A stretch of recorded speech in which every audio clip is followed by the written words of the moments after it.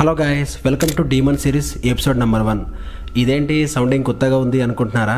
మన ఛానల్లో నేను డీమన్ సిరీస్ అని చెప్పేసి ఒక కొత్త సిరీస్ స్టార్ట్ చేస్తున్నాను.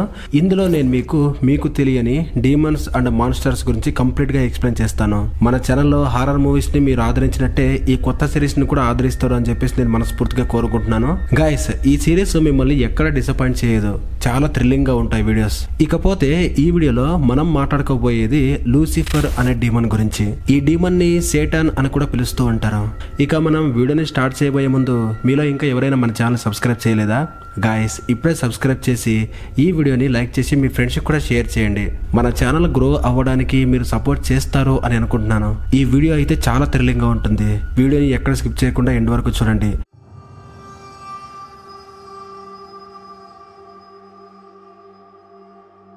ఈ లూసిఫర్ గురించి క్రిస్టియన్ అండ్ ఇస్లాం ధర్మంలో ఎక్కువగా మాట్లాడుకుంటూ ఉంటారు. బైబిల్లో కూడా లూసిఫర్ గురించి చెప్పబడింది. అయితే ఈ లూసిఫర్ స్టోరీ కొంచెం కాంప్లికేటెడ్ గా ఉంటుంది.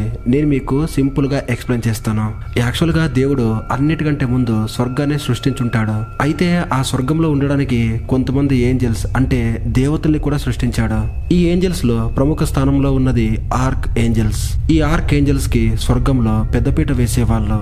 ఈ ఆర్క్ ఏంజల్స్ లో అందంగా అండ్ తెలివిగా ఉన్నది లూసిఫర్ అనే ఏంజల్. ఈ లూసిఫర్ అంటే మీనింగ్ ఏంటంటే వెలుగును పంచేవాడు అని అర్థం. లూసిఫర్ చూడ్డానికి చాలా ప్రకాశవంతమైన వాడిగా ఉండేవాడు. ఇన్ఫాక్ట్ అందరికీ లూసిఫర్ అంటే చాలా ఇష్టం ఉండేది. ఎందుకంటే అతను చూడ్డానికి చాలా అందంగా అందరికంటే తెలివైన వాడిగా ఉండేవాడు. లూసిఫర్ ని దేవుడు సృష్టించిన ఒక పర్ఫెక్ట్ క్రియేచర్ అని కూడా చెబుతారు. అంతేకాదు, దేవుడు ఇంతవరకు అలాంటి అందమైన ఒక వ్యక్తిని సృష్టించలేదు అని చెప్పేసి చెబుతూ ఉంటారు. దేవుడు సృష్టించిన అన్ని క్రియేచర్స్ లో కంటే లూసిఫర్ చాలా అందంగా ఉంటాడు. అయితే లూసిఫర్ కి ఇలాంటి గుణాలు ఉండడం వల్ల అతనికి చాలా అహంకారం వచ్చేస్తుంది. అందరికంటే నేనే సర్వశ్రేష్ఠుడు అనుకుంటాడు. అలా రోజులు గడుస్తూ ఉండగా లూసిఫర్ కి ఒక దురాలోచన మొదలవుతుంది. అదేంటంటే నేను దేవుడి స్థానంలోకి వెళ్ళాలి అని. ఆ అహంకార మదంతో అతనికి కళ్ళు మూసుకుపోయి ఉంటాయి. ఆ మాయలో పడి అతనికి మంచేదో చెడేదో అనే తేడా కూడా తెలియకుండా పోయింది. అలా ఆ అహంకారంలో అతను దేవుడి కంటే ఇంకా పెద్ద స్థానంలో ఉండాలి అని చెప్పేసి అతనికి ఆశ పుడుతుంది. ఆ స్వర్గంలో ఉండే ఏంజల్స్ లో కొంతమంది లూసిఫర్ వైపు ఉంటారు. అంటే అతని ఫాలోయర్స్ అనమాట. వాళ్ళందరూ లూసిఫర్ యొక్క సిద్ధాంతాలని పాటిస్తూ ఉంటారు. అతను ఏం చేసినా కరెక్టే అని చెప్పేసి అనుకుంటూ ఉంటారు. అలా ఇంకొంతమంది దేవుడే ప్రామాణికం అని చెప్పేసి దేవుడి వైపు ఉంటారు. ఇక లూసిఫర్ ఏం చేస్తాడంటే వాళ్ళ ఫాలోవర్స్ ని దేవుడికి విరుద్ధంగా మారడానికి ట్రై చేస్తూ ఉంటాడు. అలా కొద్ది రోజుల తర్వాత లూసిఫర్ దేవుడితో యుద్ధానికి వెళ్లి అతని స్థానాన్ని లాక్కోవాలి అని చూస్తాడు. ఇక అనుకున్నట్టుగానే తన ఫాలోవర్స్ తో పాటు దేవుడిపై యుద్ధానికి వెళ్తాడు. ఇందువల్ల స్వర్గంలో ఒక పెద్ద యుద్ధమే నడుస్తుంది. అలా దేవుడి తరఫున యుద్ధం చేయడానికి ఇంకో ఆర్క్ ఏంజల్ అయిన సెయింట్ మైకెల్ అనే వ్యక్తి వస్తాడు. అలా లూసిఫర్ ఆ మైకెల్ తో యుద్ధం చేస్తున్నప్పుడు లూసిఫర్ కి తన శక్తిపై తనకే డౌట్ వస్తుంది. ఎందుకంటే లూసిఫర్ కి మైకెల్ ని ఓడించడం చేత కాదు. అప్పుడు లూసిఫర్ తన రూపాన్ని డ్రాగన్ లాగా చేంజ్ చేసుకుని మైకెల్ తో యుద్ధానికి వెళ్తాడు. అయితే లూసిఫర్ ఏం చేసినా కూడా మైకెల్ ని ఓడించడం చేత కాదు. అలా చివరికి మైకెల్ లూసిఫర్ ని యుద్ధంలో ఓడిస్తాడు. అలా దేవుడు ఆ యుద్ధంలో భాగం పంచుకోకుండానే లూసిఫర్ ని ఓడించేస్తాడు. అయితే ఇక్కడ లూసిఫర్ ఒక విషయాన్ని మర్చిపోయాడు. అదేంటంటే ఈ బ్రహ్మాండాన్ని దేవుడు సృష్టించాడు. అంటే లూసిఫర్ ని కూడా దేవుడే సృష్టించాడు కదా. అయితే ఇప్పుడు లూసిఫర్ మొట్టమొదటిసారిగా ఒక పాపం చేస్తాడు. అదేంటంటే మళ్ళీ అతనికి దేవుడు ఉండే స్థానానికి నేను వెళ్ళాలి అనే దురాశ కలుగుతుంది. అయితే అతను దేవుడి దగ్గర యుద్ధం చేయలేక ఆర్క్ ఏంజల్స్ లో ఉన్న మైకెల్ అనే వ్యక్తితో ఓడిపోయాడు. కాబట్టి అతన్ని అలాగే అతని ఫాలోయర్స్ ని స్వర్గం నుండి వెలివేస్తారు. ఇందువల్ల లూసిఫర్ కి ద ఫాలోయర్ ఏంజల్ అనే పేరు వస్తుంది.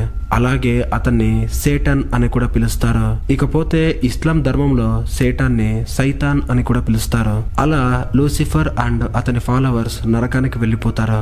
అక్కడ లూసిఫర్ ఒక డెవిల్ లాగా కన్వర్ట్ అయిపోతారు అండ్ అతని ఫాలోవర్స్ డీమన్స్ లా కన్వర్ట్ అయిపోతారు. స్వర్గం నుంచి అతన్ని వెలివేశారు కాబట్టి అతను దానికి చాలా కోపంగా ఉంటాడు. ఎలాగైనా దేవుడిపై పగ తీర్చుకోవాలి అని లూసిఫర్ అనుకుంటూ ఉంటాడు. ఇందుకు అతను సెలెక్ట్ చేసేది దేవుడు సృష్టించిన మనుషుల్ని. దేవుడు భూమి మీద మొట్టమొదటిగా సృష్టించింది యాడమ్ అండ్ ఈవ్ అనే మనుషుల్ని. బైబిల్ ప్రకారం వాళ్ళిద్దరి నుండి మనుషులు వచ్చారు అని చెప్పేసి చెబుతూ ఉంటారు. దేవుడు వాళ్ళని టెస్ట్ చేయడానికి గార్డెన్ ఆఫ్ ఈడెన్ అనే ఒక గార్డెన్ ని కూడా వాళ్ళ కోసం సృష్టించాడు. అక్కడ ట్రీ ట్రీ ఆఫ్ నాలెడ్జ్ అనే ఒక చెట్టు కూడా ఉంటుంది. ఆ చెట్టుకు కాసే పండ్లని తినకూడదు అని చెప్పేసి దేవుడు వాళ్ళిద్దరికి చెప్పుంటాడు. ఇక దేవుడిపై పగ తీర్చుకోవాలి అనుకుంటున్న లూసిఫర్ ఒక పాములాగా కన్వర్ట్ అయిపోయి ఆ చెట్టు దగ్గరికి వస్తాడు. అండ్ ఈవ్కి ఆ చెట్టు పైన ఉన్న పండ్లను తినేలాగా ప్రేరేపిస్తాడు. ఆమెని టెంప్ట్ చేస్తాడు. అందువల్ల ఈవ్కి ఆ చెట్టుపై ఉండే పండ్ల మీద ఆశ పుట్టి వాటిని పీక్కుని యాడమ్ కి తినమని ఇస్తుంది. ఇక యాడమ్ ఈవ్ చెప్పింది కదా అని చెప్పేసి దేవుడికి విరుద్ధంగా ఆ పండుని తినేస్తాడు. యాక్చువల్లీ మనుషుల్లో మొట్టమొదటిగా చేసిన పాపం ఏంటంటే అది యాడమ్ చేసిన పాపం, ఆ పండుని తినడమే. అతను దేవుడి మాటల్ని లెక్క చేయకుండా ఆ పండుని తినేసుంటాడు. కొంతమంది మొదటి తప్పుని ఈవ్ చేసింది అని చెప్పేసి అంటూ ఉంటారు. ఎందుకంటే ఫస్ట్ ఆమె టెంప్ట్ అయ్యి ఆ పండుని తినాలి అనుకుంటుంది. అయితే ఆమె తినకుండా ఫస్ట్ ఆ పండుని యాడమ్ కి ఇస్తుంది. ఈ కాన్సెప్ట్ ని బేస్ చేసుకుని చాలా మూవీస్ ని తీశారు. ఇంగ్లాండ్ అండ్ వేరే ఇతర యూరోపియన్ కంట్రీస్ లో 16 అండ్ 17వ శతాబ్దంలో విచ్లు అంటే మంత్రగత్తెలు చాలా ఫేమస్ అయిపోయారు. అప్పుడు జనాలు బాగా నమ్మింది ఏంటంటే కొంతమంది మనుషులు విచ్గా కన్వర్ట్ అయిపోయేవాళ్ళు. దానికి కారణం సేటన్ అని చెప్పేవాళ్ళు. ఈ విచ్చులు సేటన్తో కొన్ని ఒప్పందాలు కుదుర్చుకుని మంత్రగతులుగా చేంజ్ అవుతారు అని చెప్పేవాళ్ళు. ఈ విచ్చులు సేటన్ నుండి డైరెక్ట్ గా పవర్స్ ని స్వీకరించే వాళ్ళట. యాక్చువల్లీ ఈ సాటాన్ అనే డీమన్ మనుషుల్ని చెడ్డ పనులు చేయడానికి ప్రేరేపిస్తూ ఉంటుంది. ఇలా మనుషుల చేతుల మీదుగా ఈ పాపాల్ని ఎందుకు చేస్తుందంటే మనుషుల్ని నరకంలో పడేయడానికి, అంటే ఒక రకంగా చెప్పాలంటే నరకంలోకి ఆహ్వానించడానికి. ఇలాగైనా దేవుడిపై పగ తీర్చుకోవాలి అనేదే ఆ సేటన్ ఉద్దేశం. బైబిల్లో కూడా దీని గురించి చాలా క్లియర్ గా చెప్పారు. ఒకానొకప్పుడు ఈ సేటన్ జీసస్ ని కూడా టెంప్ట్ చేసింది, అంటే పాపం చేసేలాగా ప్రేరేపించింది. అలాగే జీసస్ చేత చెడ్డ పనులు చేయించడానికి ఈ డీమన్ అంటే ఆ సేటన్ చాలా ట్రై చేసింది. అయితే అతను ఎంత ప్రయత్నించినా కూడా జీసస్ అతని వలలో పడలేదు.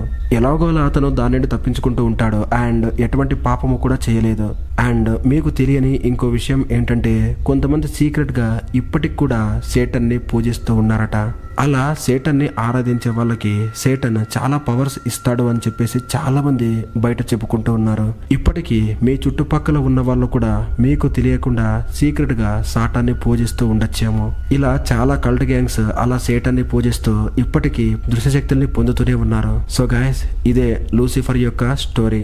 ఈ వీడియో మీకు ఎలా అనిపించిందో కామెంట్ ద్వారా నాకు తెలియజేయండి.